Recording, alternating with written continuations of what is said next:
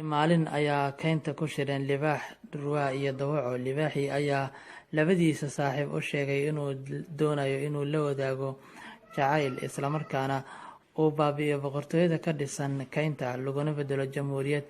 Sideed u aragtaan awood qaybsiga iyo sidii aan u kala qaadi lahayn jagayaalka? Libaaxii ayaa su-aalay. Dhurwaa ayaa lasoo booday.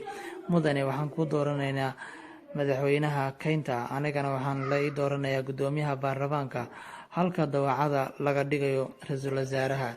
Libaaxii ayaa aada u carooday, dharbaaxsho ayuuna ku dhiftay dawacadii, wuxuuna weydiiyey waxa ay ku talinayso. Iyadoo aada u gariiraysa waxay ku jawaabtay, mudane madaxweynaha kaynta waxaan u dooranaynaa adiga, halka guddoomiyaha baarlamaankana aan ka dhigaynayno goosha libaax, ra-iisul wasaarahana waxaanu calaamin saaraynaa ilmo libaax, midka ugu codadsan.